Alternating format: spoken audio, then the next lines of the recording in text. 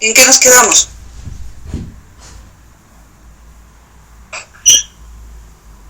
¿Con qué nos quedamos?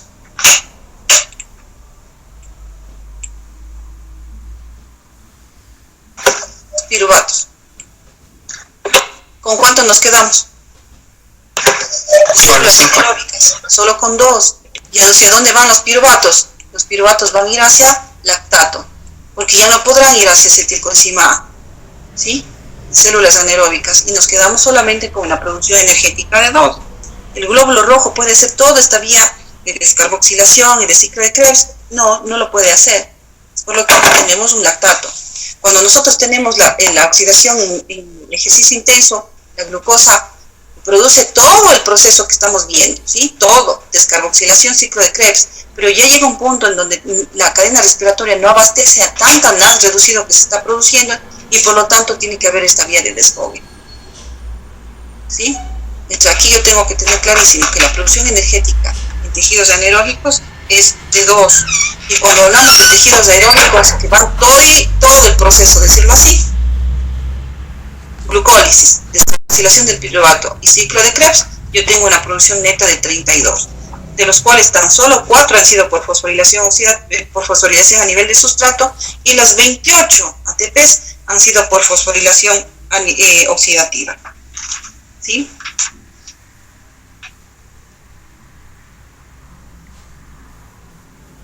¿Ya? Preguntas, por favor. Doctora. ¿Claro?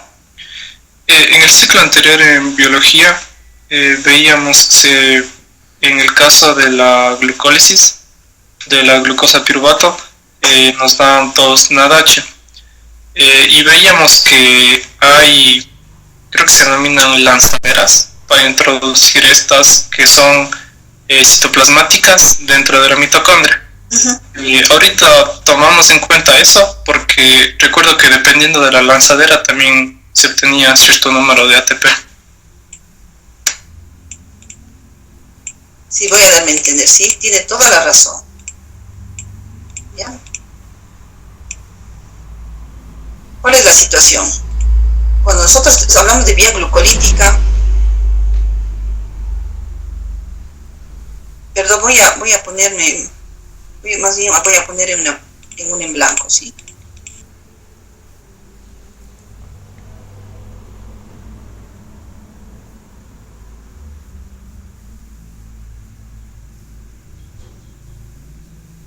Ya. Cuando nosotros tenemos, esto tiene toda la razón, cuando nosotros tenemos una vía glucolítica, aquí tenemos la vía glucolítica. ¿En dónde? En el citosol. ¿Sí? La vía glucolítica en un paso me produce ¿qué? NAD reducido. ¿Ya? ¿Qué pasa con este NAD reducido? Cuando nosotros tenemos este NAD reducido, la membrana mitocondrial interna es impermeable, es decir, no puede pasar. Al no poder pasar el NAD reducido hacia acá, necesita lo que llamamos un sistema llamado de lanzaderas y que tiene 2 opciones, lanzadera 1 y la lanzadera 2, que son nada más que estos hidrógenos, convertirlos en otro compuesto que sí pueda pasar. Estos hidrógenos son transportados en otro compuesto que sí pueda pasar. Luego, cuando pasan estos compuestos acá, se restablece el NAD. Entonces, tenemos 2 sistemas de lanzaderas bien identificadas. Pero cuando depende si utiliza una u otra. Si utiliza una lanzadera, los electrones van a ser o llevados a la cadena, al transportador 1 de cadena respiratoria, o puede ser llevados al transportador 2. Significa que tiene toda la razón, dependiendo de qué sistema de lanzadera utilizó para ingresar en la matriz mitocondrial los NAD, puede producir 3 ATPs, perdón, 2.5, estamos haciendo el cálculo con 2.5. Ustedes van a ver que algunos textos les dirá 3, porque es le redondean, por decir la cifra. En cambio, en otros textos, como en Harper, le determinan, no, la energía que se produce ahí es exactamente la energía, no para producir 3, sino le hace muy, muy específico, es para producir 2.5 ATPs. Al igual, si cae en la lanzadera, puede ser en la lanzadera 1, glicerol 3-fosfato, produce 2.5.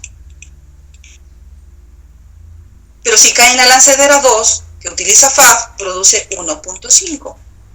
Significa que aquí sí hay una variabilidad, por decirlo así.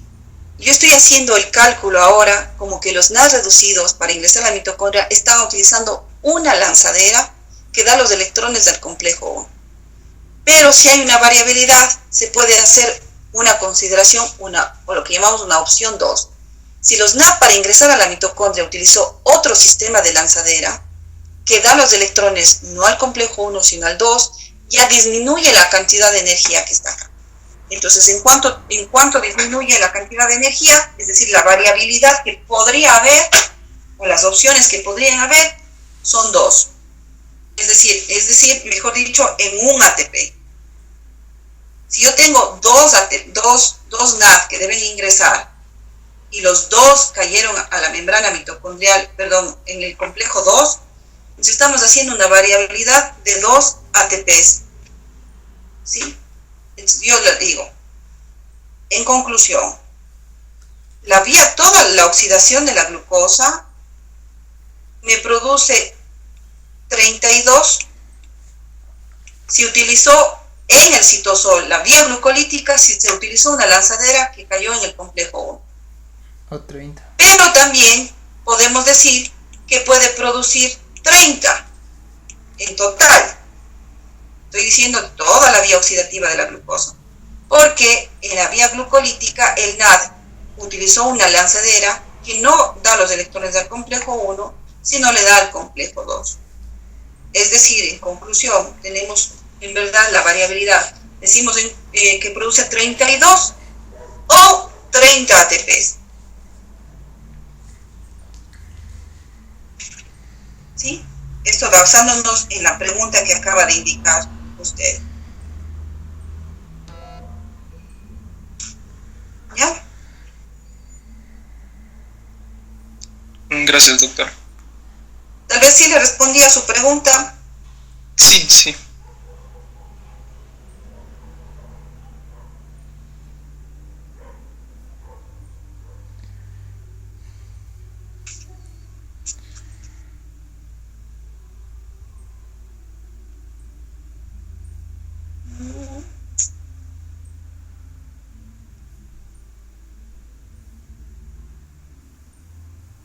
¿Alguna pregunta más?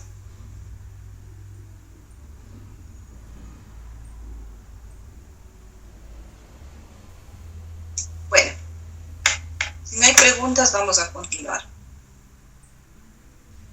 ¿Ya? Aquí.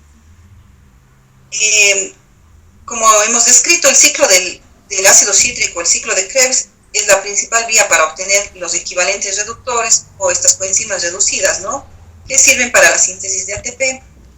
Sin embargo, este ciclo también proporciona los esqueletos de carbono para construcción de otras biomoléculas que requiere la célula. Lo que decíamos, no solamente sirve para una ruta importantísima para la producción de CO2, ¿sí?, pero la producción energética sobre todo. Pero también nos da los esqueletos carbonados para construcción de estas biomoléculas. Vamos a utilizar algunos ejemplos. Por ejemplo, la succinilcoenzima A me da como lugar a la síntesis, o me ayuda en la síntesis de porfirinas, que se requiere para la síntesis del hemo de la hemoglobina. A su vez también algunos aminoácidos derivan del oxaloacetato o del alfa-cetoglutarato. Es decir, el alfa-cetoglutarato me puede dar como lugar a un aminoácido. A partir también, por ejemplo, del oxaloacetato, nosotros podemos, a partir de este, convertir el oxaloacetato, convertir en glucosa. Estamos viendo que son efectos de salida, ¿sí?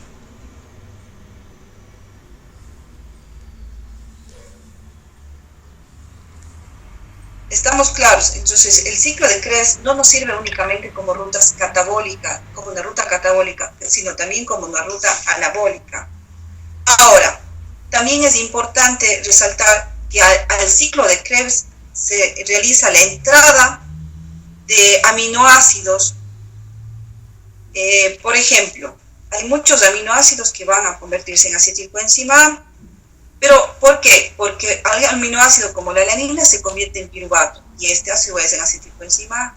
Pero hay otros aminoácidos que entran, por ejemplo, al ciclo de Krebs. Tirosina y fenilalanina, al metabolizarse, se convierten en fumarato.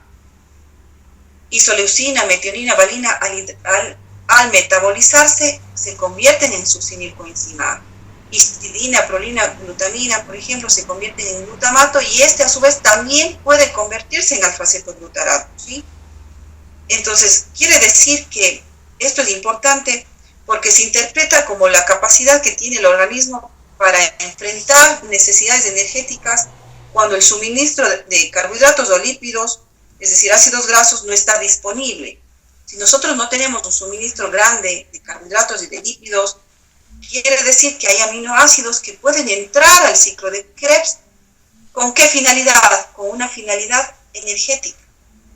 Entonces ya no estamos hablando que solamente de aquí pueden sintetizarse aminoácidos, porque hay algunos que podemos, a partir de esta sustancia, podrían convertirse en aminoácidos, como el alfa-cetoglutarato y el glutamato, sino también que al entrar al ciclo de Krebs, también estos aminoácidos pueden tener una finalidad o un suministro energético para esa célula. Pero saber que principalmente los suministros energéticos principalmente están en el lípido, ácidos grasos, y después vienen lo que serían los aminoácidos, ¿no?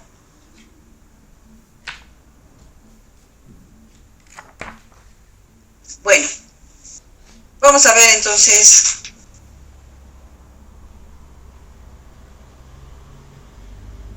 preguntas.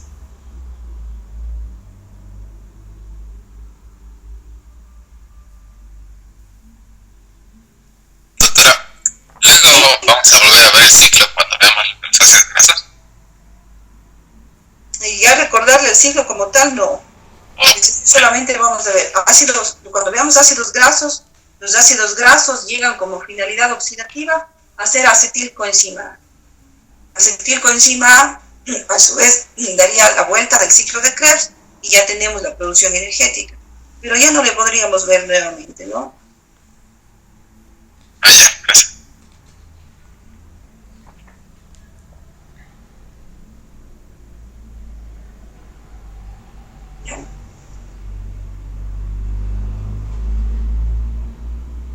Preguntas.